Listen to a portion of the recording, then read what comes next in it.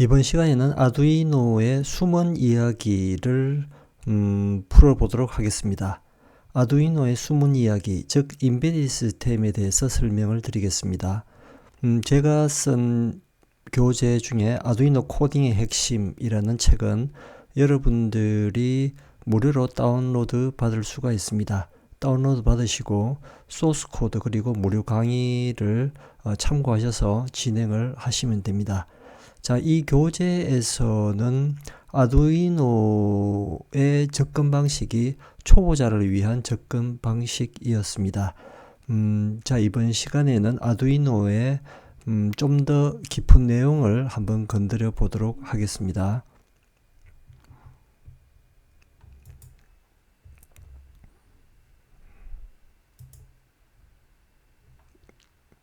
자, 인베디드 시스템 설계라는 제목으로 설명을 드릴 예정이고요. 아두이노도 인베디드 시스템의 일종입니다. 해서 인베디드 시스템이 뭔지부터 한번 알아보도록 하겠습니다.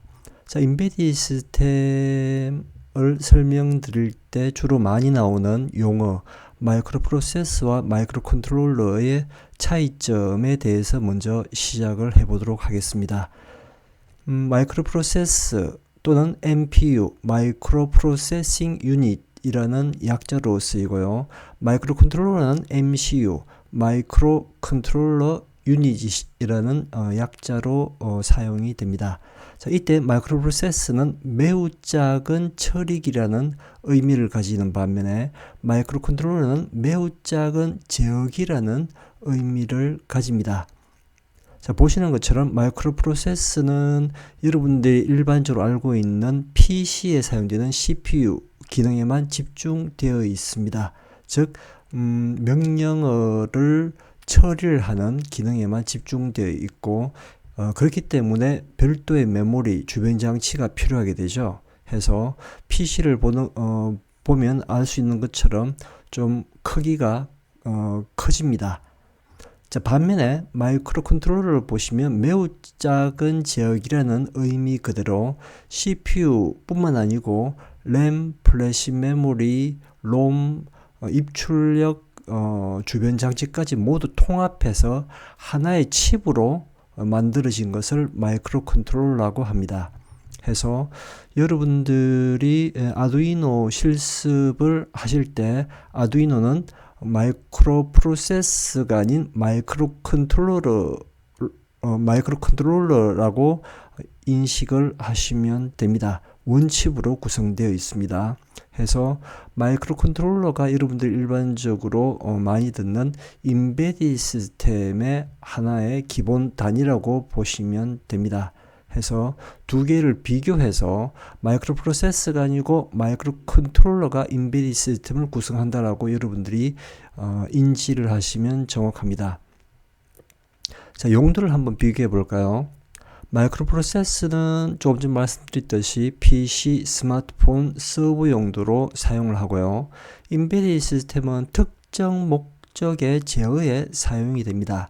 해서 예를 들면 세탁기라든지 전자레인지 등 특정 목적을 위해서 제어하는 용도로 사용을 합니다. 장단점도 한번 비교를 해보면 마이크로 프로세서는 연산 성능이 매우 뛰어납니다. 속도가 빠르죠. 자, 그리고 단점으로는 설계 회로가 좀 복잡하고 전력 소비가 많습니다. 반면에 마이크로 컨트롤러는 가격이 저렴하고 전력 소비도 적습니다. 하지만 속도가 느린 단점을 가지고 있습니다. 자, 그러면 조금 전 설명드렸듯이 인베디드 시스템은 마이크로 컨트롤러로 구성이 된다라고 말씀을 드렸습니다. 해서 정의를 먼저 보면은 특정한 목적을 수행하기 위해 더 큰 기기나 시스템 내부에 삽입된 하드웨어와 소프트웨어의 결합체를 인베디드 시스템이라고 정의를 할 수가 있고, 이때 인베디드라는 의미는 삽입된 이라는 의미를 가집니다. 해서 시스템 내부에 하드웨어 소프트웨어의 결합체가 삽입되었다라고 설명드릴 수가 있고요. 자, 그리고 자, 인베디드 시스템을 다시 설명하기 위해서 범용 시스템 그리고 인베디드 시스템 비교하면서 설명을 드리는 것이 훨씬 이해가 빠를 겁니다. 자, 일반적으로 범용 시스템 하면은 여러분들 PC를 생각하시면 됩니다. 자, 여러분들 PC, 데스크탑 PC가 되었든 노트북이 되었든 범용의 목적을 가지고 있죠. 해서 다양한 목적으로 PC를 사용합니다. 게임을 할 수도 있고, 그리고 이메일을 보낸다든지 특정한 실습 실험도 진행할 수가 있죠. 해서 범용의 목적으로 설계를 한 것이 범용 시스템, 주로 PC로 예를 들면 쉽게 설명을 드릴 수가 있습니다. 자, 반면에 인베디드 시스템은 조금 전 마이크로 컨트롤러를 설명드릴 때 말씀드린 것처럼 특정한 목적을 가지고 설계한 시스템을 말합니다. 전자레인지를 예를 들 수가 있겠죠. 특정한 목적, 즉 음식을 데우는 용도로 시스템이 만들어졌습니다. 또는 세탁기를 또 말씀을 드리자면 세탁하는 특정한 목적을 가지고 있죠. 자, 이렇게 특정한 목적을 수행하기 위해서 만들어진 시스템을 인베디드 시스템이라고 하고 내부에 하드웨어와 소프트웨어가 결합되어 있습니다. 자, 그러면 종류를 한번 보면 소규모, 중규모, 대규모로 구분을 지을 수가 있는데요. 자, 작은 규모인 경우에는 8비트 또는 16비트 마이크로 컨트롤러 유닛 MCU를 사용을 합니다. MCU 또는 마이크로 컨트롤러라고 말씀드릴게요. 자, 마이크로 컨트롤러를 사용을 합니다. 예시로는 여러분들이 아두이노 가지고 실습을 할 때 주로 많이 사용할 겁니다. 자, 중규모에서는 32비트 마이크로 컨트롤러를 사용을 하게 되고요. RTOS OS를 올리게 됩니다. 자, 그리고 예시로는 뭐 이런 용도로 사용되고 있습니다. 그리고 대규모로 구분을 짓자면 리눅스 OS를 탑재를 하게 되고요. 좀 더 복잡한 처리까지 수행을 할 수가 있습니다. 자, 이처럼 인베디드 시스템은 소중대로 이렇게 구분지어서 보시는 것처럼 8비트, 32비트, 64비트 형태로 속도가 빨라지게 됩니다. 명령어 처리의 속도가 빨라진다는 의미가 됩니다. 자, 그리고 이 그림을 보시면 상하 그림에서 마이크로 프로세서와 마이크로 컨트롤러를 비교한 그림을 제가 그렸습니다. 자, 심플하게 마이크로 프로세서는 CPU 코어가 핵심이 됩니다. 해서 PC와 같은 범용 시스템에서 CPU 코어 하나를 그림으로 제가 대표해서 그렸습니다. 반면 마이크로 컨트롤러 같은 경우에는 보시는 것처럼 CPU 코어, 즉 명령어를 처리를 하는 CPU 코어만 있는 것이 아니고 CPU 주변 장치, 입출력 주변 장치와 함께 메모리까지 모두가 일체된 하나의 칩으로 구성되어 있습니다. 해서 하나의 칩으로 구성되었다 또는 시스템 온 칩 SoC라고 약자를 씁니다. 그래서 이렇게도 말씀을 드릴 수가 있습니다. 하지만 마이크로 프로세서는 범용 시스템이고 CPU 코어만 가지기 때문에 이 하나만으로는 시스템 전체를 구성할 수가 없습니다. 해서 메모리도 따로 연결을 해야 되고 입출력 장치까지도 연결을 해야지 완벽한 완전한 시스템이 될 수가 있습니다. 크기가 커지겠죠. 반면에 마이크로 컨트롤러는 보시는 것처럼 칩 안에 CPU 코어뿐만 아니고 메모리와 주변 장치까지도 모두 하나의 칩에 집적되어 있습니다. 자, 이러한 차이점을 그림으로 설명드릴 수가 있습니다. 자, 인베디드 시스템을 한번 분류를 할 때 대학교 또는 교육용으로 쓰이는 인베디드 시스템 또는 산업체에서 실무용으로 사용되는 인베디드 시스템으로 분류를 할 수가 있습니다. 자, 일반적으로 교육용으로는 아두이노를 현재 굉장히 많이 쓰고 있습니다. 또는 라즈베리 파이라고 하는 리눅스 기반의 인베디드 시스템도 많이 사용을 하고 있습니다. 자, 아두이노 같은 경우에는 여러분들이 아두이노 우노를 사용할 경우 8비트 마이크로 컨트롤러를 기반으로 하고 있고요. 주로 C, C++로 프로그래밍 하게 됩니다. 자, 라즈베리 파이 같은 경우에는 마이크로 컨트롤러 용도로도 사용할 수 있지만 방금 말씀드린 것처럼 리눅스 OS를 탑재해서 주로 파이썬으로 IoT 서비스를 구현할 수가 있습니다. 즉 OS가 탑재되고 다양한 용도로 사용할 수 있기 때문에 라즈베리 파이는 인베디드 시스템이라고 하기보다는 좀 더 범용적인 용도로 사용을 할 수가 있습니다. 하지만 일반적인 PC와 비교하면 그 용도가 제한적이기 때문에 여기서는 인베디드 시스템의 하나의 그룹으로 제가 포함을 시켰습니다.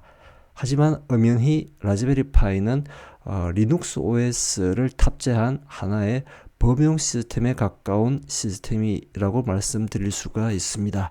자, 그리고 STM32라고 하는 것도 인베디드 시스템의 하나로 많이 사용을 합니다. 자, 이것은 ARM Cortex M 기반으로 되어 있고요. 아두이노보다는 굉장히 성능이 좋은 시스템으로 말씀드릴 수가 있습니다. 자, 그리고 산업체에서 실무용으로 사용되는 인베디드 시스템으로는 방금 말씀드린 STM32, NRF52, 53 시리즈 또는 IMX 시리즈라든지 엔비디아의 제슨 시리즈 또는 ESP32 시리즈도 굉장히 많이 사용됩니다. 자, 이 중에서 STM32가 굉장히 범용적으로 많이 사용되는 인베디드 시스템이고요. 자, 그리고 제슨 시리즈도 최근에 많이 사용되고 있고 ESP32 시리즈도 대학교뿐만 아니고 상업적으로도 굉장히 많이 사용됩니다. 저렴한 가격에 와이파이, 블루투스 모드를 지원하고 있고요. 해서 IoT 시스템을 구성할 때 굉장히 많이 사용되고 있습니다. 인베디드 시스템에서 비트는 굉장히 중요한 용어입니다. 자, 비트는 바이너리 디짓의 약어입니다. 디지털 시스템에서 데이터의 최소 단위를 의미를 하고, 예를 들어서 1비트라고 하면 0 또는 1 또는 로우 전압이냐 하이 전압이냐를 의미를 합니다. 그러면 2비트면 00, 01, 10, 11로 표시를 할 수 있고 토탈 4개를 표시를 할 수 있겠죠. 3비트면 000부터 111까지 2의 3성, 즉 8개를 표시를 할 수 있습니다. 자, 그러면 비트가 8개 모이면 8비트라고 하고 이것을 특별하게 1바이트라고 합니다. 자, 1바이트면 2의 8성, 즉 256개를 표시를 할 수가 있습니다. 자, 여러분들 컴퓨터 키보드를 보시면 영문자, 숫자, 특수문자 모두 합치더라도 256개를 넘지 않죠. 쉽게 말씀드리면 1바이트는 한 개의 영문자를 표시를 할 수가 있다라고 설명드릴 수가 있고, 그 단위로는 바이트에 K를 붙여서 킬로바이트, M을 붙여서 메가바이트, G를 붙여서 기가바이트로 표시를 합니다. 자, 이때 10의 3성, 6성, 9성이 아니고 2의 10성, 2의 20성, 2의 30성을 의미한다는 점 유의하시고요. 자, 그리고 CPU의 성능을 설명을 드리겠습니다. 8비트 CPU부터 64비트 CPU라고 보통 말을 하죠. 이때 CPU가 8비트 CPU라고 한다면 한 번에 클락에서 데이터를 처리할 수 있는 비트의 크기가 8비트라고 설명드릴 수가 있습니다. CPU가 처리를 할 때는 클락 속도에 따라서 데이터를 처리를 합니다. 한 클락 때마다 CPU는 데이터를 처리하게 되는데, 한 번에 처리할 수 있는 데이터 크기가 8비트면 8비트 CPU, 한 번에 처리할 수 있는 데이터 크기가 64비트이면 64비트 CPU라고 말을 합니다. 자, 이때 데이터 버스의 크기는 CPU의 성능과 직접적인 연관성을 가지는데, 8비트 CPU면 데이터 버스의 크기도 8비트입니다. 즉 CPU와 주변 장치, 메모리를 포함한 주변 장치와 데이터 버스라고 하는 전용 통로로 연결이 되는데요. 물리적으로는 8비트 CPU면 CPU와 메모리와 주변 장치 사이에 8가닥의 선으로 연결되어서 데이터가 왕래를 합니다. 64비트 CPU면 64가닥의 선으로 CPU와 주변 장치 간에 연결이 되겠죠. 해서 한 번에 액세스, 즉 처리할 수 있는 데이터 크기가 크면 클수록 속도는 빨라진다라고 말씀드릴 수가 있습니다. 이때 데이터는 메모리에 저장이 되겠죠. 이때 메모리는 1바이트 단위로 주소 번지가 매겨지게 되고, 이때 주소 버스라는 개념이 나옵니다. 데이터 버스와 동일한 개념으로 CPU와 주변 장치 간에 주소 버스로 연결이 되어 있습니다. 예를 들어서 주소 버스가 8비트라고 한다면 8가닥의 선으로 CPU와 주변 장치 간에 연결이 되어 있고, 이때 주소 번지가 왕래를 한다라고 생각을 하시면 됩니다. 자, 2의 8성, 주소 버스가 8비트면 2의 8성이니까 1바이트가 256개죠. 즉 예를 들자면 영문자를 256개 저장할 수 있는 공간을 8비트 주소 버스라고 말씀을 드릴 수가 있습니다. 그렇다면 16비트 주소 버스를 가진다라고 한다면 2의 16성, 예를 들면 한 개의 영문자를 65,536개 저장할 수 있는 메모리 공간이라고 설명드릴 수가 있을 겁니다. 이처럼 주소 버스의 비트 수가 커지면 커질수록 접근할 수 있는 메모리 용량도 커지게 됩니다. 64비트면 상상을 초월하는 메모리 용량을 가지게 됩니다. 참고로 아두이노의 경우에는 CPU 코어가 8비트를 가집니다. 즉 한 번에 클락에서 처리할 수 있는 데이터 크기는 8비트이고 데이터 버스의 크기도 8비트로 CPU와 주변 장치 간에 연결이 되어 있습니다. 그리고 아두이노 우노 같은 경우 8비트 CPU 코어 그리고 16비트 주소 버스를 가집니다. 그러면 CPU와 주변 장치 사이에 16가닥의 주소 버스로 연결이 되어 있기 때문에 2의 16성 최대 64KB까지 메모리 용량을 가질 수가 있는데, 아두이노 우노 같은 경우에는 램 크기가 2KB, 플래시 메모리 크기가 32KB로 제약이 되어 있습니다. 참고하시기 바랍니다. 그림에서 보시는 것처럼 CPU는 입력 포트, 출력 포트, 그리고 메모리와 연결을 하는데 주소 버스, 그리고 데이터 버스, 그리고 컨트롤 버스로 연결이 되어 있습니다.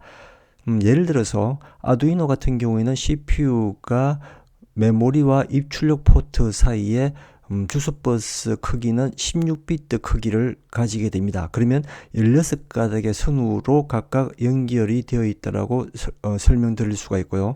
데이터 버스는 아두이노 우노 같은 경우에는 8비트 크기를 가지게 됩니다. 그러면 8가닥의 선으로 각각 연결이 되었다라고 설명드릴 수가 있고요. 자, 이때 CPU와 입력 입출력 포트 메모리 사이에 선을 보시면 단방향입니다. CPU에서 입력 포트 또는 메모리와 출력 포트 쪽으로 화살표가 그려져 있죠. 단방향으로 그려져 있고, 컨트롤 버스 역시 CPU에서 명령을 내려야 되기 때문에 단방향으로 입출력 포트 메모리 쪽으로 화살표가 그려져 있습니다. 그리고 데이터 버스를 보시면 데이터가 왕래를 해야 되니까 이것은 쌍방향으로 방향을 그려놓지는 않았습니다. 자, 이 점 유의하시고요. 자, 예를 들어서 입력 포트에는 아두이노 우노 같은 경우에는 센스가 보통 연결이 될 것이고, 출력 포트에는 LED나 모터 같은 부품이 연결이 될 겁니다. 자, 그러면 예를 들어서 센스 값을 읽어오겠다라고 했을 때는 자, 어떻게 동작하냐 하면은 CPU가 우선 주소 버스를 통해서 입력 포트에 센서가 연결된 특정 주소 번지를 지정을 합니다. 자, 그러면 CPU에서 주소 버스를 통해서 센서가 연결된 특정 주소 번지를 우선 지정을 하고, 두 번째 컨트롤 버스를 통해서 데이터를 읽어오라고 하는 리드 신호를 주게 됩니다. 그러면 마지막에 데이터 버스를 통해서 데이터를 읽어오게 됩니다. 자, 그러면 이번에는 센서 값을 읽지 않고 LED의 등을 전멸을 시키는 제어를 하고 싶다라고 했을 때는 동작을 한번 어떻게 되는지 설명을 드리겠습니다. 자, 그러면 우선 CPU는 출력 포트에 연결된 LED. 자, LED는 특정 주소 번지에 연결이 되어 있습니다. 그러면 CPU가 LED가 연결된 특정 주소 번지를 우선 지정을 합니다. 그 다음 데이터 버스를 통해서 데이터를 싣게 됩니다. 이때 1이라는 데이터를 주게 되면은 LED가 켜지게 되고 0이라는 데이터를 주게 되면 LED는 꺼지게 됩니다. 자, 이처럼 1이냐 0이냐 하는 값 데이터를 데이터 버스를 통해서 싣게 되고, 마지막 컨트롤 버스를 통해서 라이트, 즉 쓰라라고 하는 신호를 주게 되면 LED는 그 데이터를 읽어서 등을 켜든지 소등시키든지 하는 제어를 하게 됩니다.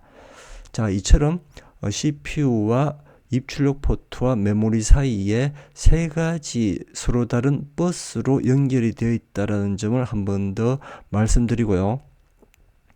참고로 CPU의 종류를 한번 보시면 8비트 CPU이면은 데이터 버스 크기도 8비트를 의미하는 거죠. 이때 아두이노 우노 같은 경우에는 CPU 코어가 8비트, 주소 버스의 크기는 16비트로 연결이 되어 있습니다. 자, 그러면 최대 접근할 수 있는 메모리 용량 크기는 64KB 됩니다. 자, 예를 들어서 64비트 CPU라고 한다면 주소 버스 크기는 64비트가 되고, 그러면 메모리 용량도 굉장히 커지게 됩니다. 상상을 초월하는 크기가 되죠. 자, 예를 들어 아두이노 우노 같은 경우에는 방금 말씀드린 대로 8비트 CPU 코어, 주소 버스는 16비트이고 최대 64KB까지 메모리 용량을 가질 수가 있는데, 실제로는 램 크기가 아두이노 우노 같은 경우에는 2KB, 롬은 1KB, 그리고 플래시 메모리에는 32KB 를 가집니다. 참고하시기 바랍니다. 이번에는 폰 노이만 구조와 하버드 구조에 대해서 설명을 드리겠습니다. 조금 전 설명드렸던 것처럼 CPU는 메모리와 데이터 버스, 컨트롤 버스, 주소 버스로 연결이 되어 있다고 설명을 드렸습니다. 이때 상하 그림을 보시면 폰 노이만 구조 같은 경우에는 CPU는 하나의 메모리와 연결을 짓고 있고, 하단 하버드 구조 같은 경우에는 CPU는 서로 다른 메모리와 연결을 짓고 있습니다. 이때 프로그램 메모리에는 실행 코드 등이 저장되어 있고, 데이터 메모리에는 변수값 등의 데이터를 저장하고 있습니다. 하지만 폰 노이만 구조 같은 경우에는 메모리가 하나밖에 없기 때문에 프로그램 코드와 변수값 등의 데이터를 하나의 메모리에 저장해서 액세스해서 사용하고 있습니다. 해서 예를 들면 폰 노이만 구조 같은 경우에는 메모리가 하나이기 때문에 명령어를 읽으면서 동시에 변수값 등의 데이터를 같이 읽어올 수는 없습니다. 하지만 하버드 구조 같은 경우에는 프로그램 메모리에서 실행 코드를 읽음과 동시에 변수값을 동시에 처리를 할 수가 있습니다. 자, 이처럼 상하 그림에서 보시는 것처럼 차이가 있습니다. 폰 너희망 구조 같은 경우에는 일반적으로 많이 사용하는 데스크탑 PC, 노트북, 스마트폰에서 보통 채용하는 구조이고요. 하버드 구조 같은 경우에는 아두이노 우노처럼 인베디드 시스템의 표준으로 사용하고 있습니다. 이번에는 아두이노 우노 같은 인베디드 시스템이 어떻게 명령어를 처리하는지 그림으로 살펴보겠습니다. 아두이노 같은 인베디드 시스템은 파이프라인 기법을 이용해서 한 사이클에 한 명령어를 실행을 합니다.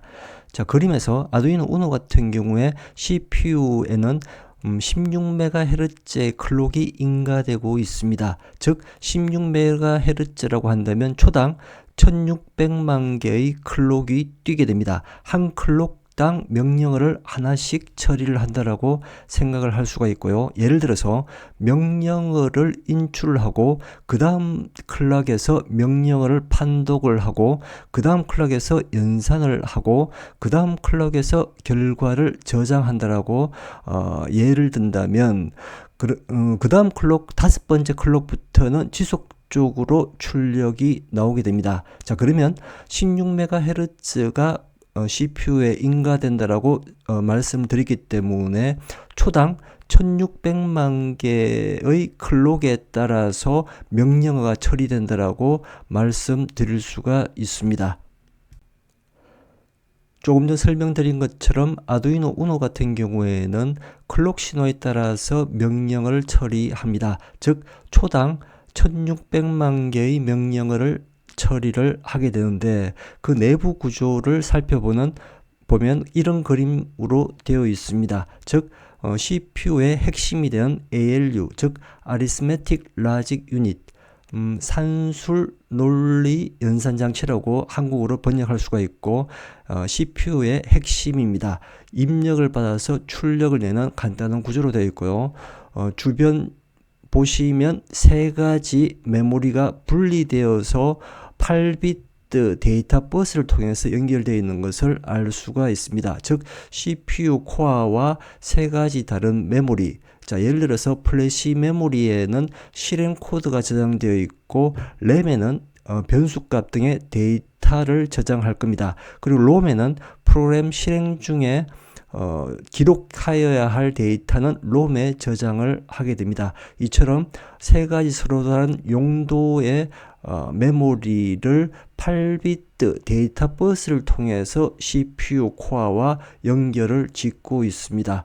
이때 다른 예를 들어서 프로그램 카운트라든지 인스트럭션 레지스터 그리고 퍼포즈 제너럴 퍼포즈 레지스터 이런 것들은 모두 레지스터인데 레지스터에 관한 설명은 나중에 설명드리도록 하겠습니다. 자, 이번에는 데이터가 저장되는 방식에 대해서 설명을 드리겠습니다. 데이터가 저장되는 방식은 리틀 인디언, 빅 인디언 방식이 있고요. 리틀 인디언 방식을 보시면 예를 들어서 데이터를 저장할 때 1, 2, 3, 4, 5, 6, 7, 8 앞에 0x가 붙죠. 0x가 붙으면 16진수입니다. 하나의 숫자가 16진수 즉 4비트로 이루어져 있기 때문에 두 개의 숫자가 1바이트라고 생각을 하시면 됩니다. 그러면 1바이트 단위로 메모리에 저장되는데 이때 1, 2, 3, 4, 5, 6, 7, 8이라고 하는 데이터는 가장 낮은 1바이트부터 높은 주소 번지를 향해서 차례로 저장이 됩니다. 빅 인디언 방식 같은 경우에는 정반대의 형식으로 데이터가 저장되는 점 유의하시고요. 자, 리틀 인디언 방식 같은 경우에는 인베디드 시스템, AVR 계열, 즉 여러분들이 실습에 주로 사용하는 아두이노 계열이죠. AVR 계열, 그리고 ARM 계열, 그리고 윈도우 PC라든지 리눅스 시스템에서 주로 채용하는 방식입니다. 대부분 여러분들이 사용하는 방식입니다. 반면에 빅 인디언 방식 같은 경우에는 대형 서버라든지 네트워크에서 사용하는 방식입니다. 참고로 알아두시면 좋을 것 같습니다. 이번에는 인베디드 시스템에서 CPU의 성능과 OS의 유무에 따른 분류를 한번 설명드리겠습니다. 자, 왼쪽 같은 경우에는 8비트 CPU, 오른쪽은 32비트 또는 64비트 CPU를 보여주고 있는데요. 8비트 CPU면 CPU가 한 번에 처리할 수 있는 데이터 크기가 8비트라는 뜻이고 32비트 또는 64비트 CPU는 CPU 코어가 한 번에 처리할 수 있는 데이터 크기가 32비트 또는 64비트라는 의미가 되기 때문에 성능이 8비트보다는 굉장히 좋다, 속도가 빠르다라는 것을 알 수가 있습니다. 최근에는 성능이 빠른 CPU 코어를 가진 마이크로 컨트롤러의 가격도 굉장히 저렴해졌습니다. 그림에서 보시는 것처럼 하드웨어 그리고 펌웨어, 응용 소프트웨어로 나눌 수가 있는데요. 펌웨어라고 하는 것은 하드웨어와 소프트웨어, 하드웨어는 딱딱한 이런 의미죠. 소프트웨어는 부드럽다는 의미입니다. 그 중간적인 성격을 가지기 때문에 단단한, 고정된 이런 의미의 펌웨어라는 용어를 사용을 합니다. 하드웨어와 소프트웨어의 중간적인 코드로 이루어진 일종의 소프트웨어입니다. 자, 예를 들어서 펌웨어는 아두이노의 붓로드를 의미를 합니다. 여러분들이 아두이노에 전원을 넣든지 리셋 키를 누를 때 붓로드가 실행되어서 응용 소프트웨어를 실행하도록 중계를 합니다. 또는 여러분들이 스케치 파일, 즉 응용 소프트웨어를 업로드할 때 또는 그 프로그램을 실행할 때 직접적으로 관여하는 프로그램이 펌웨어, 즉 붓로드의 역할입니다. 그리고 32비트, 64비트 ARM 프로세스 같은 경우에는 펌웨어는 OS를 불러오기 전에 초기에 예를 들어서 전원이 들어올 때 시스템을 초기화하고 이상 유무를 점검한 다음 운영체제인 OS의 운영권을 넘겨주는 역할을 펌웨어가 하고 있습니다. 이처럼 펌웨어는 하드웨어와 소프트웨어의 중간적인 역할을 하는 코드로 구성된 일종의 소프트웨어다라고 설명드릴 수가 있고요. 왼쪽 오른쪽 큰 구분으로는 OS가 있고 없고의 차이점이 있습니다. 해서 CPU 성능이 높을수록 OS를 탑재해서 보다 많은 기능을 탑재할 수가 있습니다. 이번에는 인베디드 시스템을 개발하는 일반적인 과정을 설명드리겠습니다. 자, 우선 제품의 컨셉을 설정을 합니다. 자, 어떤 제품을 만들지가 설정이 되면 그 다음 그 제품에 필요한 기능을 정의를 합니다. 자, 그리고는 프로토타입을 통해서 실제로 아두이노라든지 라즈베리 파이를 사용해서 실제 검증하고자 하는 알고리즘이 잘 돌아가는지 검증 과정을 거칩니다. 자, 그리고 CPU를 선정하게 되겠죠. CPU가 선정되면 OS의 유무도 판별이 될 것이고 보안 네트워크도 고려를 합니다. 자, 그리고 하드웨어 팀에서는 회로도를 설계하게 되겠죠. 그리고 최종 제품이 가지게 될 크기, 그리고 성능, 그리고 전력, 양, 소모 등을 설계를 하는데 고려를 하게 될 겁니다. 그리고 신뢰성 테스트를 하고 디버깅을 거쳐서 양산을 하는 과정을 거치게 됩니다.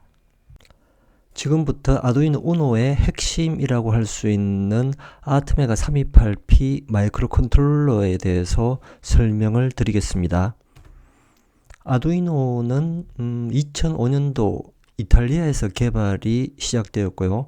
하드웨어, 소프트웨어 모두 오픈소스로 구성되어 있기 때문에 무료로 수정할 수가 있습니다. 방대한 참고자료 라이브러리가 여러분들이 쉽게 얻을 수 있고요. 전자공학 비전공자도 하드웨어저에 쉽게 접근 가능하도록 설계가 되어 있습니다. 그리고 윈도우, 매킨토시, 리눅스 모두 실행 가능하고 하드웨어 가격이 저렴하다는 이점이 있습니다. 이 중에서 제일 많이 사용되는 인기 있는 보드가 아두이노 우노 보드이고요. 그 중에서 R3가 대표적입니다. 최근에는 R4로 기능이 확장된 보드가 여러분들이 사용할 수 있게 되었습니다. 그리고 아두이노 나노는 우노의 소형화 버전이고요. 우노를 확장한 핀수가 많습니다. 메가 2560 버전도 있고 초소형화 버전으로 프로 미니도 존재를 합니다. 이번 그림은 아두이노 우노에서 사용되는 핵심 칩 아트메가 328P 마이크로 컨트롤러의 패키지 형태를 보여주고 있습니다. 두 가지 형태가 있고요. 왼쪽은 TQFP 형태, 정사각형 형태로 되어 있는 납작한 작은 형태의 칩입니다. 자, 오른쪽은 딥 형태로 되어 있고 일반적으로 브레드보드에서도 꼽아서 실습이 가능한 형태로 되어 있습니다. 좀 큽니다. 핀 수를 보시면은 일반적으로는 딥 형태를 보시면 28개의 핀으로 구성되어 있고 TQFP 같은 경우에는 토탈 32개 핀으로 4개 핀이 더 추가되어 있습니다. 해서 3번, 4번 전원 핀이 있고 그리고 ADC 67 해서 입출력 단자 중에 아날로그 디지털 컨버터가 2개 더 추가되어 있다라고 생각을 하시면 됩니다. 자, 이 딥 형태의 아두이노 우노를 보시면 그림처럼 아두이노 우노에 보시는 것처럼 딥 형태의 칩이 꽂혀 있는 것을 알 수가 있습니다. 28개의 핀으로 구성되어 있고요. 디지털 IO 핀이 14개 그리고 아날로그 인풋 핀이 6개 있습니다. 이 중에서 보시는 것처럼 ADC0부터 ADC5까지 아날로그 디지털 컨버터 즉 아날로그 인풋 핀이 6개 있는 것을 확인할 수 있고요. 플래시 메모리는 32KB, 램은 2KB, 롬은 1KB가 내장되어 있습니다. 그리고 클락 스피드는 16MHz로 보시는 것처럼 9번, 10번 핀에 외부 크리스탈을 연결할 수 있는 핀이 존재를 하고 이 두 개의 핀을 사용해서 16MHz의 클록을 인가를 하게 됩니다. 자, 이번에는 아트메가 328P 칩의 내부 블록도를 설명드리겠습니다. 내부 블록도를 보시면 CPU 코어가 서로 다른 종류의 3가지 메모리와 연결되어 있는 것을 확인할 수가 있습니다. 플래시 메모리, 램, 그리고 롬이 있죠. 그리고 외부 핀을 보시면 PB, PC, PD로 구분되어 있고 칩 28개의 핀에 보시면 PC, PB, PD로 표시되어 있는 것을 알 수가 있습니다. 각각 핀 개수를 보시면 8개, 8개, 그리고 7개가 존재를 하고요. 나머지 핀은 전원 단자 2개, 그리고 아날로그 VCC, 아날로그 레퍼런스 핀, 그리고 그라운드까지 3개 해서 전원 관련 핀이 5개 존재를 하고 제일 중요한 나머지 핀들은 PB, PC, PD에 관련된 핀입니다. 자, 이 핀들의 입출력 부품의 핀을 연결해서 실습에 사용할 수가 있습니다. 자, 이번 그림은 아두이노 우노의 핀 맵을 보여주고 있습니다. 자, 이 핀 맵은 나중에 프로그래밍 할 때 자주 참조할 예정입니다. 자, 여기에서 보시는 것처럼 아두이노 보드에서 핀 번호가 있죠. 0번부터 13번까지가 여기에 표시가 되어 있습니다. 총 14개의 핀이 존재를 하고 자, 이 중에서 0번, 1번 핀은 TXD, RXD 핀입니다. 즉 시리얼 통신에 사용됨과 동시에 스케치 코드를 업로드할 때도 2개의 핀을 사용을 합니다. 자, 그리고 왼쪽에서 보시면 A0부터 A5까지 이 핀이 여기 표시가 되어 있죠. 그리고 14부터 19까지 토탈 6개의 핀이 존재를 하는데 이 핀에는 아날로그 핀으로 센서 부품을 주로 연결해서 사용을 합니다. 자, 센서 값을 입력 용도로 6개의 핀이 존재를 하고 디지털 부품을 연결해서 입출력 용도로 사용할 때는 14개의 핀을 사용을 합니다. 자, 이 중에서 조금 전 말씀드린 것처럼 두 개의 핀은 시리얼 통신을 위해서 사용을 하고, 그리고 PWM이라고 표시된 6개의 핀은 디지털 입출력 핀 중에서도 PWM 기능이 탑재된 핀입니다. 해서 6개의 핀에 연결된 LED 또는 DC 모터를 속도를 조절한다든지 LED의 밝기를 변화시킬 수가 있습니다. 자, 그리고 가장 안쪽의 핀 번호는 실제 요 번호입니다. 2번, 3번부터 28번까지 있죠. 그리고 28, 23까지. 자, 이 핀 번호, 안쪽의 핀 번호는 실제 아테메가 328P의 핀 번호 28개의 핀을 의미를 하고 있습니다. 옆에 붙은 PD 그리고 PC 뭐 이런 핀 번호 이름은 포트 BCD에 해당되는 레지스터 핀 번호 이름입니다. 참고를 하시고요. 나중에 프로그래밍 할 때 이 핀 번호를 참조를 해서 실제 프로그래밍에 이용할 예정입니다. 이번 그림은 아테메가 328P 메모리를 설명을 하고 있습니다. 자, 왼쪽 오른쪽 구분지어서 왼쪽은 플래시 메모리, 오른쪽은 램을 의미를 합니다. 자, 플래시 메모리는 32KB고 램은 2KB라고 설명을 드렸습니다. 자, 그림의 오른쪽 보시면 0x 해서 4개의 숫자가 적혀져 있습니다. 제일 높은 숫자는 0x3FFF로 되어 있죠. 이때 0x는 16진수를 의미한다라고 말씀드렸으니까 하나의 숫자가 4비트를 의미합니다. 4비트가 4개 있으니까 4416, 16비트를 의미하죠. 해서 주소버스가 16비트로 구성되어 있다라는 것을 알 수가 있습니다.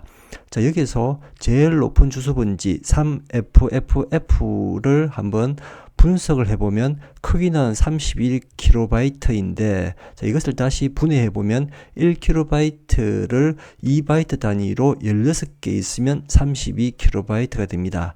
자, 이때 보시는 것처럼 플래시 메모리는 단위가 2바이트로 되어 있고 램은 1바이트 단위로 메모리가 구성되어 있습니다.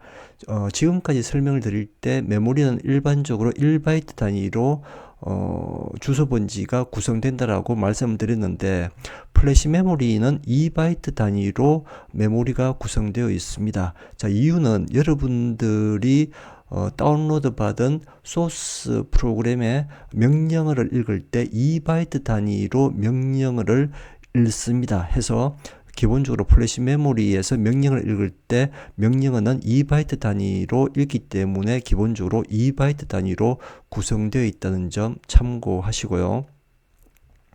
자, 그리고 플래시 메모리를 보시면 크게 두 가지 영역으로 나누어져 있습니다. 첫 번째 영역은 여러분들이 작성한 스케치 프로그램을 다운로드하는 영역이고 두 번째 영역은 펌웨어 프로그램인 부트로드를 저장하는 영역입니다. 자, 부트로드 펌웨어 프로그램은 이전에 설명드렸듯이 여러분들이 작성한 스케치 프로그램을 다운로드할 때 중개하는 역할을 하고 다시 다운로드 받은 프로그램을 실행할 때 관리하는 역할을 하는 것이 부트로드 펌웨어 프로그램이다 라고 설명을 드렸습니다. 자, 그리고 자, 이번에는 데이터 메모리인 램을 설명드리겠습니다.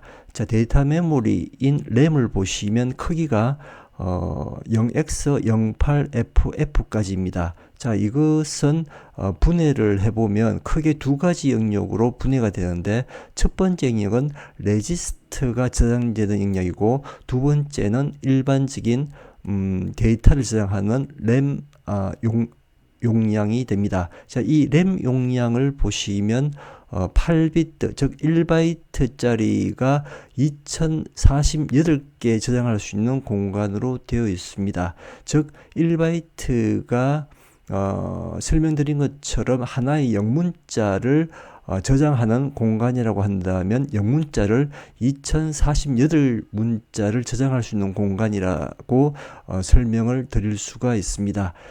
자, 여기서 중요한 것은 램 메모리는 두 개의 영역으로 나뉜다는 것입니다. 첫 번째 영역은 레지스터 영역, 두 번째 영역은 방금 말씀드린 변수값 등의 데이터를 저장하는 영역입니다. 자, 여기서 레지스터라고 하는 것은 작은 메모리라는 뜻인데요. 크게 세 개의 부분으로 나뉘어지고 첫 번째 32개의 범용 레지스터가 정의가 되어 있고 그 다음엔 입출력 레지스터가 정의가 되어 있습니다. 자, 여기서 레지스터는 이전 PPT 자료를 보시면 아트메가 328P의 대부분의 핀이 PB, PC, PD로 이루어져 있는 것을 알 수가 있습니다. 자, 여기에서 PB, PC, PD는 포트 BCD의 핀 번호이고 포트라고 하는 것은 여러분들이 사전적 의미로 배가 드나드는 항구라는 뜻이죠. 마찬가지 의미로 PB, PC, PD 즉 포트 BCD에 해당하는 B는 데이터가 자유롭게 드나드는 항구다라고 생각을 하시면 될 것 같습니다. 해서 입출력 핀에 여러분들이 센서 부품에 핀을 연결한다든지 또는 LED나 모터의 핀을 연결해서 제어를 할 수가 있습니다. 자, 이렇게 포트 BCD는 레지스터의 핀을 의미를 하고요. 그 핀이 현재 보시는 것처럼 램의 특정한 메모리 영역을 차지하게 됩니다. 해서 특정 메모리에 해당하는 레지스터의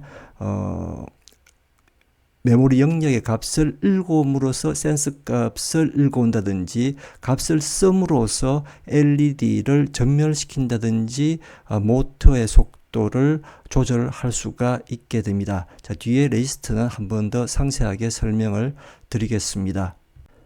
이번에는 소프트웨어와 하드웨어를 저하는 방법에 대해서 설명을 드리겠습니다. 핵심은 소프트웨어에서 하드웨어는 메모리로 인식한다는 사실입니다. 그림을 보시면 설명드렸듯이 램의 공간은 일반적인 데이터 값을 저장하는 메모리 공간뿐만 아니고 입출력 레지스터가 설정되어 있습니다. 이 레지스터는 직접적으로 하드웨어와 연관성이 있습니다. 자, 이전 PPT 자료를 다시 보면은 아두이노 핀을 보시면 PB, PC, PD라고 하는 레지스터의 핀으로 설정이 되어 있습니다. 예를 들어서 PC0부터 PC5까지 해당되는 6개의 핀에 센서를 연결하면 각각의 핀은 램에서 특정 메모리 주소 공간을 의미를 합니다. 이 주소 공간의 값을 읽어오게 되면 센서 값을 읽는다는 의미가 되고요. 예를 들어서 20개의 핀은 입출력 레지스터의 핀인데, 자, 여기에 예를 들어서 LED를 연결을 해서 해당되는 핀의 값을 쓰게 되면 LED를 밝히거나 끌 수가 있습니다. 또는 해당되는 핀에 모터를 연결해서 속도를 제어할 수도 있습니다. 자, 그 속도를 제어하는 의미는 해당되는 핀에 값을 써주면 됩니다. 0에서 255 사이의 값을 써주게 되면 해당 모터의 속도가 조절됩니다. 자, 이처럼 하드웨어는 소프트웨어로 하드웨어는 메모리에서 일정 부분의 주소 공간을 차지하게 되고 소프트웨어로 그 값을 읽거나 씀으로써 하드웨어를 제어할 수가 있다는 뜻이 됩니다. 해서 레지스터의 의미는 굉장히 중요하고 이 레지스터는 데이터 시트에 설명이 잘 되어 있습니다. 자, 데이터 시트를 한번 구경을 한번 해보겠습니다.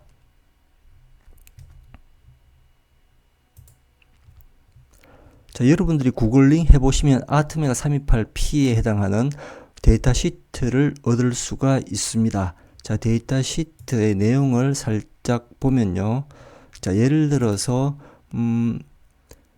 AVR 아키텍처가 설명이 되어 있고요. 이미 설명드렸습니다. 그리고 하단부 내려가 보면 범용 레지스터에 관련된 설명도 있습니다. 자, 그리고 좀 더 내려가 보면 여러 가지 레지스터 설명이 이어지고요. 자, 그리고 방금 설명드린 내용 한번 보겠습니다. 메모리에 관련된 설명도 이어집니다. 플래시 메모리 영역 그리고 램 영역에 대한 설명도 이어지고요. 그리고 마지막 부분 보시면은 쭉 이어지는 것은 레지스터에 관련된 설명을 하고 있습니다. 그리고 레지스터 요약도 한번 보겠습니다. 자, 레지스터가 요약되어 있는데요. 초반부를 한번 보겠습니다. 16진수로 23번지부터 입출력 레지스터가 표기되어 있습니다. 포트 B 관련 레지스터, 포트 C 관련, 포트 D 관련 레지스터가 설정이 되어 있는 것을 알 수가 있습니다. 각각 램의 일정한 공간을 차지하고 있습니다. 이 핀에 여러분들이 하드웨어의 핀을 직접적으로 연결을 하고 그 핀 주소 번지의 값을 읽거나 씀으로써 하드웨어를 제어를 할 수가 있다는 뜻이 됩니다. 이 포트 BCD 뿐만 아니고 다양한 레지스터가 있습니다. 자, 그 레지스터가 데이터 시트에 자세하게 설명이 되어 있습니다. 해서 마이크로 컨트롤러를 공부할 때 데이터 시트를 공부하면서 레지스터 파악하는 것은 굉장히 중요한 작업이 될 겁니다. 그리고 나머지 설명하지 못한 부분도 한번 보겠습니다. 자, 소프트웨어에서 하드웨어는 메모리로 인식된다라고 설명을 드렸고 데이터 시트에서 레지스터의 정보를 찾아서 공부를 하시면 됩니다. 자, 그리고 MMIO 방식으로 할당된 주소인 레지스터라고 되어 있죠. 자, MMIO라는 것은 메모리 맵드 IO라는 것으로 방금 설명드린 것처럼 램에 보시는 것처럼 레지스터가 설정이 되어 있습니다. 즉 하드웨어가 특정 메모리 주소에 매핑되어 있다고 하는데 그것은 레지스터가 램의 일정 공간을 차지하고 있다라고 생각을 하시면 됩니다. 이 레지스터를 건드린다고 하는 것은 하드웨어를 직접적으로 제어한다는 의미가 되겠죠. 자, 그리고 레지스터라고 하는 것은 작은 메모리라고 보시면 되고 기본적으로 8비트로 레지스터가 형성되어 있습니다. 즉 아테메가 328P는 8비트 CPU 코어를 가지고 한 번에 데이터를 8비트 단위로 읽어옵니다. 그러면 레지스터 크기도 8비트로 되어 있습니다. 만약에 32비트 마이크로 컨트롤러라고 한다면 레지스터 크기도 32비트 크기를 가집니다. 참고로 하시고요.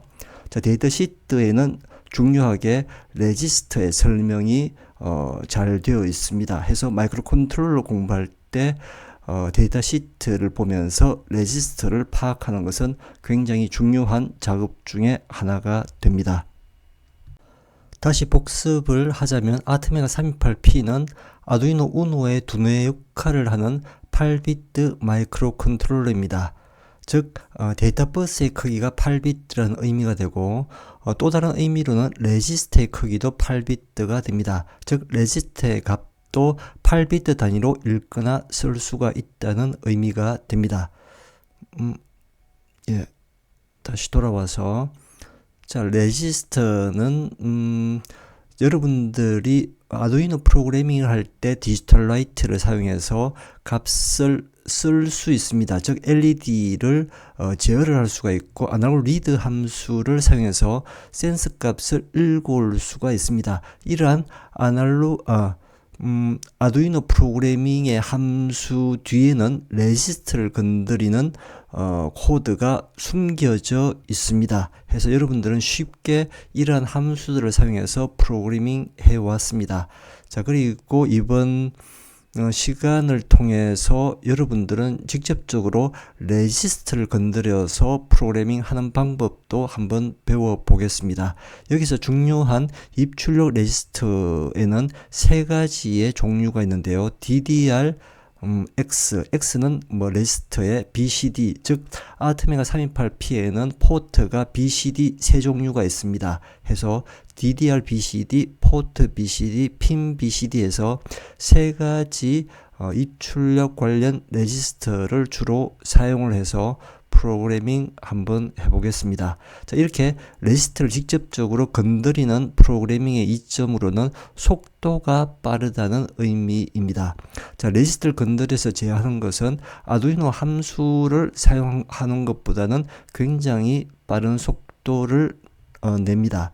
그리고 메모리가 아주 작은 아트메가 328P와 같은 8비트 CPU 코어를 가진 마이크로 컨트롤러에서 코드 크기를 굉장히 줄일 수가 있고요. 그리고 정밀 제어도 가능하다는 이점이 있습니다.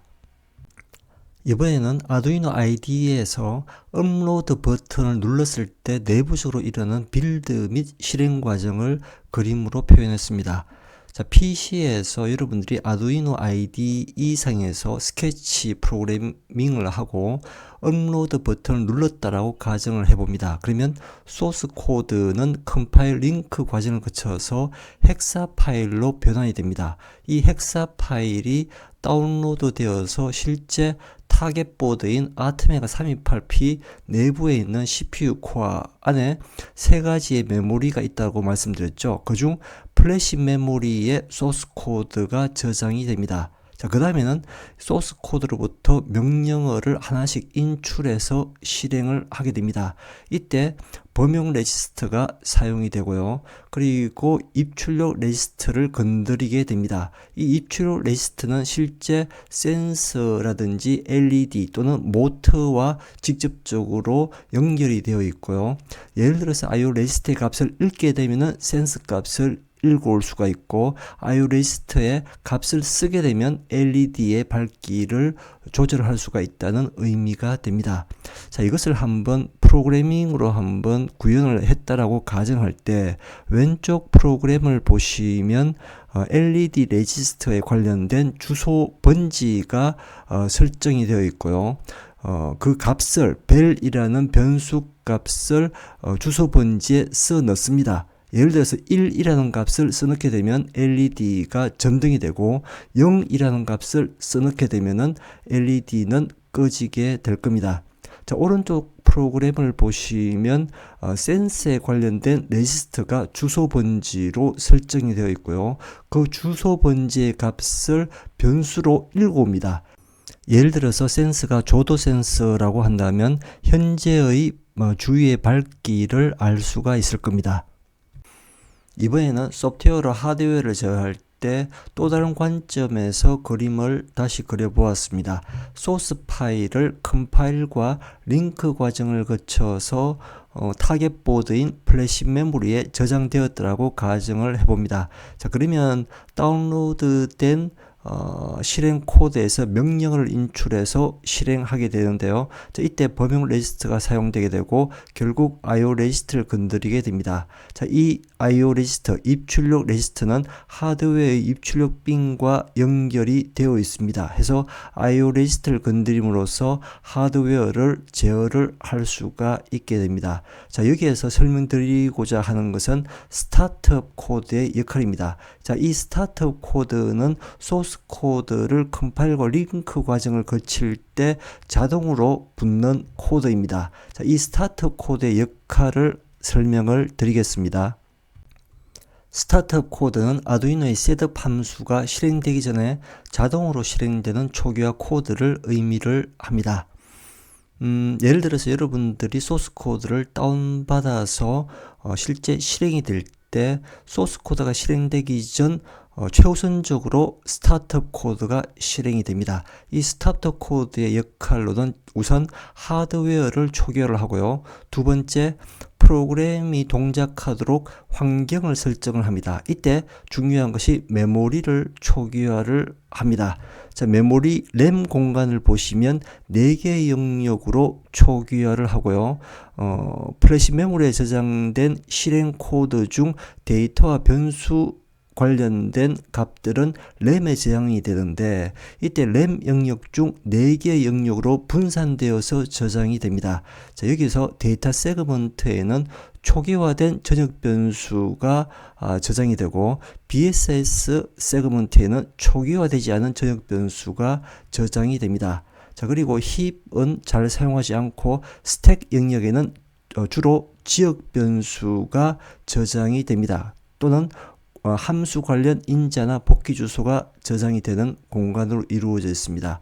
이처럼 램 공간이 4개 영역으로 나누어지는 이유는 관리가 용이하고 메모리 접근 속도가 빨라진다라고 하는 이점이 있습니다. 자, 이렇게 메모리가 초기화된 다음에는 메인으로 분기가 되어서 프로그램이 시작이 됩니다. 이 메인 함수 내부에 아두이노의 셋업과 루프 함수가 포함이 되어 있습니다. 나중에 설명을 드리겠습니다. 이전 슬라이드 영상에서 스타터 코드의 역할로 하드웨어를 초기화하고 그 다음 메모리 공간을 초기화한다고 말씀드렸습니다. 자, 메모리 공간을 초기화하면서 4가지 영역으로 구분된다고 말씀드렸고, 자, 예를 들어서 C 프로그램이 실행되면서 각각 서로 다른 변수 값들은 4개의 서로 다른 공간에 다르게 저장되는 것을 지금 보여주고 있습니다. 자, 예를 들어서 전역 변수 fx 같은 경우에는 보시면 BSS 세그먼트 영역에 저장이 됩니다. 즉 초기화되지 않은 전역 변수는 BSS 세그먼트에 저장됩니다. 자, 그 다음 또 보시면 스태틱 변수가 있습니다. 스태틱 변수인데 초기화되어 있죠. 10으로 초기화되어 있습니다. 자, 이 스태틱 변수는 데이터 세그먼트에 저장이 됩니다. 즉 초기화된 전역 변수나 정적 변수, 스태틱 변수는 이 영역에 저장이 됩니다. 자, 그 다음 보시면 AX 지역 변수죠. 초기화된 지역 변수 보시는 것처럼 지역 변수는 스택에 저장이 됩니다. 마찬가지로 메인 함수에서 i도 지역 변수입니다. 초기화되지 않은 지역 변수 스택 영역에 저장이 됩니다. 이처럼 각각의 변수들은 4가지 영역 중에 어느 한 영역에 저장이 되고 있습니다. 자, 이렇게 하나의 메모리를 사용하는 것은 시스코 구조인 PC 환경의 그림을 그리고 있습니다. 자, 여기서 텍스트 영역이 있는데요. 이 텍스트 영역에는 소스 코드가 저장이 되겠죠. 자, 이번에는 리스크 구조, 인베디드 환경에서 한번 보겠습니다. 인베디드 환경은 메모리가 물리적으로 분리되어 있습니다. 자, 소스 코드를 저장하는 텍스트 영역은 플래시 메모리에 저장되고, 그리고 일반적인 변수값 등의 데이터들은 램 메모리 공간에 분리되어서 저장이 됩니다. 자, 이처럼 PC 환경과 인베디드 환경은 약간의 차이점이 있습니다. 이번에는 전역 변수, 지역 변수 등의 변수가 차지하는 메모리 크기를 비교해 보겠습니다. 자, 인베디드 시스템에서 변수가 차지하는 메모리 크기. 자, 예를 들어서 첫 번째 차형 변수 보시면 메모리 공간을 1바이트 차지하고 있습니다. 자, 쇼트형은 2바이트, 인트형은 2바이트, 롱형이나 플로트형은 4바이트, 더블형도 4바이트, 그리고 배열인 경우에는 지금 보시는 것처럼 배열이 3으로 잡혀져 있습니다. 그러면 인트형이기 때문에 2바이트가 3개, 6바이트를 차지하고 있는 것을 알 수가 있습니다. 그리고 문자열 ABCD 같은 경우에는 마지막 늘 문자까지 합쳐서 5바이트를 차지한다는 것을 알 수가 있습니다. 이처럼 인베디드 시스템에서 변수가 메모리 공간을 차지하는 것을 그림으로 그렸습니다. 이유는 인베디드 시스템에서 메모리 공간은 제약이 있습니다. 크지 않습니다. 해서 메모리 공간을 아끼는 차원에서 자, 이렇게 변수가 차지하는 공간을 비교해 보았습니다. 자, C 프로그래밍, 즉 일반적인 PC 환경에서 C 프로그래밍 할 때에는 차이가 있죠. 인트형은 2배인 4바이트이고 더블형은 8바이트로 잡혀질 겁니다. 하지만 인베디드 시스템에서는 인트형이나 더블형은 차이가 있다는 점 유의하시기 바랍니다. 지금부터는 PC 환경에서 C 프로그래밍이 처리되면서 어떻게 변수가 램에 저장되는지를 보여드리겠습니다.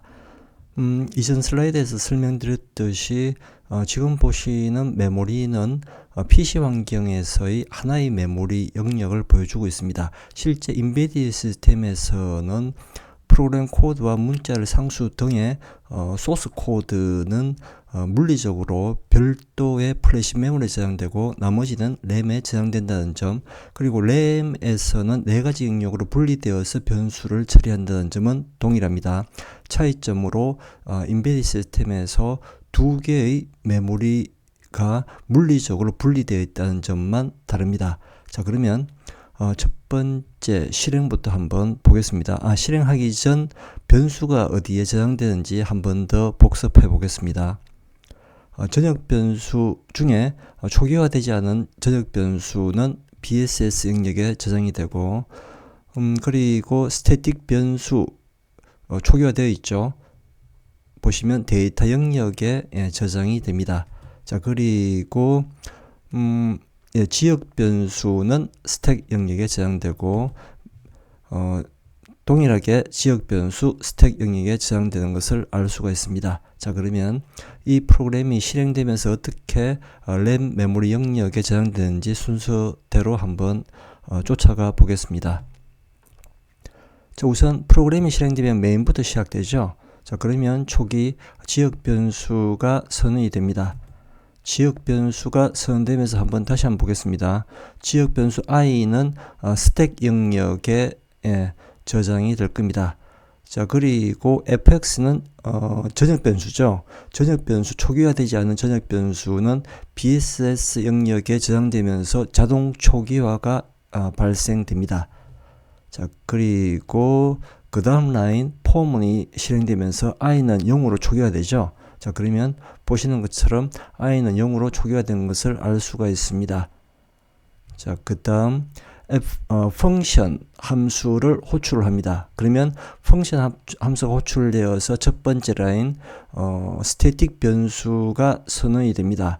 자, SX 보시면 초기화된 스태틱 변수이기 때문에 데이터 영역에 10이라고 초기화된 변수가 저장된 것을 확인할 수 있습니다.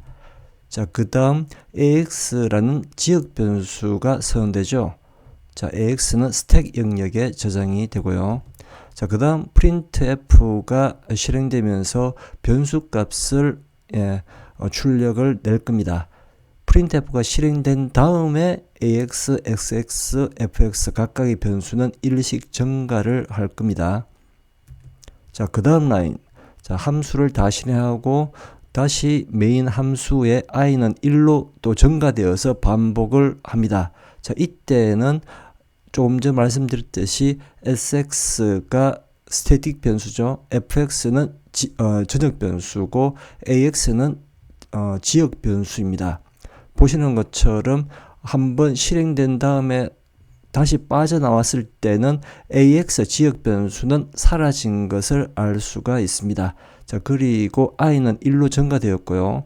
그리고 SX 즉 스태틱 변수와 fx 전역 변수는 일씩 증가된 것을 알 수가 있습니다. 자, 조금 전 값을 다시 한번 볼까요? 10, 0이었는데 1 증가되어서 11, 1입니다. 자, 그리고 조금 전 보시면 AX가 여기까지는 살아 있었습니다. 그런데 함수를 빠져나오면서 AX 지역 변수는 사라진 것을 알 수가 있습니다. 자, 그 다음 다시 두 번째 함수를 호출해서 다시 실행을 합니다. 자, 지역 스태틱 변수는 10으로 초기화되지 않고 전역 변수처럼 이전의 값을 유지를 합니다. 해서 11이라고 유지된 것을 알 수가 있고요. 다시 지역 변수 AX가 선언되면서 지역 변수는 스택 영역에 다시 나타나게 됩니다. 자, 그 다음 다시 변수 값을 출력을 낼 것이고 펑션을 빠져나오면 AX, XX, FX는 일씩 증가되겠죠. 하지만 지역 변수인 AX는 사라지게 될 것이고 SX, FX만 일씩 한 번 더 증가를 한 상태를 보여주고 있습니다. 그리고 i는 0, 1 하고 3이 되는 순간 포문을 빠져나오게 되겠죠. 자, 이때의 값을 표시를 하고 있습니다. fx, xx는 증가된 상태고 빠져나온 상태입니다. i는 1이라고 지금 유지되고 있습니다. 자, 그리고 return 0 하면은 메인도 끝나게 됩니다. 메인 함수가 완전히 끝나서 프로그램이 종료된 상태에서는 모든 변수가 사라진 것을 알 수가 있습니다. 정정할 내용이 있습니다. 조금 전 i가 0, 1, 3이라고 했는데 다시 정정해서 i가 0, 1, 2가 되는 순간 폼을 빠져나오게 됩니다. 자, 그리고 그 다음 보시면 그 다음 슬라이드 영역에서 왼쪽 보시면 메인에서 함수를 sub1, sub2, sub3를 호출하고 있습니다. 하단 보시면 sub1, sub2 그리고 sub3가 있습니다. 자, 이 메인 함수가 실행되면서 자, 어떻게 스택 영역에서 지역 변수가 저장되는지를 보여드리겠습니다. 자, 스택 영역은 그림으로 봤을 때 보시면 높은 주소가 여기고 낮은 주소가 여기라고 가정을 해보면 높은 주소에서 위 방향으로 쌓이는 방향으로 스택 영역의 변수가 저장이 됩니다. 자, 한번 실행을 해보겠습니다. 자, 우선 메인 함수가 실행되었다라고 가정할 때 지역 변수가 스택 영역에 저장되겠죠. 자, 그러면 지역 변수가 저장되었다라고 그림으로 한번 가정해 보겠습니다. 자, 그 다음엔 sub1 함수를 호출을 할 겁니다. sub1 함수를 호출할 때 보시는 것처럼 인수가 두 개가 전달이 됩니다. 그러면 인수1, 인수2 해서 전달이 되어서 매개 변수 쪽으로 저장이 될 겁니다. 자, 그러면 sub1이 호출되어서 복귀 주소 다시 돌아와야 되니까 복귀할 주소도 저장을 해 두어야 합니다. 그 다음 sub1이 호출되면서 매개 변수도 지역 변수입니다. 그리고 내부 코드 중에서 지역 변수가 있을 수가 있습니다. 이렇게 지역 변수를 또 하나씩 또 쌓아 올리게 됩니다. sub1이 모두 실행이 종료되었다라고 가정을 해보겠습니다. 그러면 하나씩 지역 변수가 쌓이는 형태로 저장이 되었었는데 이번에는 sub1 함수가 호출이 끝나면서 다시 복귀하는 시점에서 하나씩 사라지게 됩니다. 자, 이것을 pop이라고 합니다. 조금 전 보았듯이 푸시 과정은 하나씩 쌓아 올린다라고 여러분들이 생각하시면 되고 함수 호출이 끝난 다음 다시 복귀할 때는 pop이라는 작업이 시작됩니다. 해서 하나씩 사라지게 됩니다. 우선 지역 변수가 사라지게 되고 복귀 주소, 복귀가 끝나면 복귀 주소도 사라지게 되겠죠. 그리고 인수 1, 2도 사라지게 됩니다. 자, 그 다음엔 sub2가 호출이 될 겁니다. sub2 함수가 호출되면서 복귀 주소가 저장되겠죠. 자, 그리고 sub2가 호출을 해서 보시면 지역 변수가 있을 수가 있습니다. 그럼 지역 변수도 이렇게 저장이 된 것을 확인할 수가 있고 함수 내부에서 다시 함수를 호출할 수도 있을 겁니다. 그러면 sub4에 대한 복귀 주소도 저장을 해두고 sub4로 가서 실행을 할 겁니다. 자, 이때 sub4에도 지역 변수가 있을 수가 있겠죠. 지역 변수를 저장을 하고 자, 모두 함수 호출이 끝난 다음에는 복귀를 하겠죠. 복귀를 하면 sub2로 다시 돌아옵니다. 자, 그러면 push가 아닌 이번에는 pop으로 해서 지역 변수가 하나씩 사라지게 됩니다. sub4도 실행이 끝났고 그 다음 sub4를 끝나면 sub2도 완전히 호출이 실행이 끝날 겁니다. 실행이 끝나고 다시 메인으로 돌아갈 겁니다. 그러면 지역 변수 복귀 주소도 완전히 사라진 것을 확인할 수 있습니다. 자, 그 다음에 마지막 sub3가 실행이 될 겁니다. sub3가 실행되면서 복귀 주소를 다시 저장을 합니다. 자, 그리고 sub3가 실행되면서 지역 변수도 저장이 되겠죠. 자, 모두 실행이 끝났다라고 가정을 해봅니다. 자, 그러면 이번에는 pop, 즉 하나씩 변수가 사라지게 됩니다. 자, 그러면 sub3도 완전히 작업이 끝나서 그 다음 라인 0을 리턴하고 메인 함수가 완전히 종료되게 됩니다. 자, 그러면 지역 변수도 사라진 것을 확인할 수가 있습니다. 이처럼 스택 영역에서 지역 변수가 하나씩 높은 주소에서 낮은 주소 쪽으로 쌓이면서 저장이 됩니다. 자, 그리고 하나씩 쌓이면서 저장되다가 함수 호출이 끝난 시점에서는 하나씩 또 제거가 되겠죠. 그리고 완전히 메인 함수가 끝난 상태에서는 모든 스택 영역의 변수, 지역 변수들은 사라지는 것을 확인할 수가 있습니다. 자, 이러한 메모리 상에서 변수가 처리되는 과정들은 자동으로 이루어집니다. 자, 여러분들이 신경 쓰지 않아도 자동으로 이루어지지만 알고 있으면 도움이 됩니다. 자, 예를 들어서 스택 영역에 지역 변수가 쌓이는데, 예를 들어 여러분들이 지역 변수 중에 좀 큰 변수, 예를 들어서 배열 변수를 썼다라고 가정을 해보겠습니다. 아주 큰 배열 변수를 지역 변수 썼을 때는 스택 영역에 쌓이는 공간을 많이 차지하게 될 겁니다. 자, 어느 순간에 예를 들어서 이 스택 영역, 이 한계가 있습니다. 영역에 한계가 있는데 이것을 뛰어넘는 경우가 생길 수가 있습니다. 해서 스택 영역을 뛰어넘으면 힙 영역을 침범하게 되겠죠. 자, 이러한 현상을 스택 오버플로우라고 합니다. 자, 이렇게 스택 오버플로우가 일어나게 되면 예상치 못하는 오류가 발생할 수 있습니다. 해서 변수를 사용할 때, 특히 지역 변수를 사용할 때 이 점을 조심하셔야 됩니다.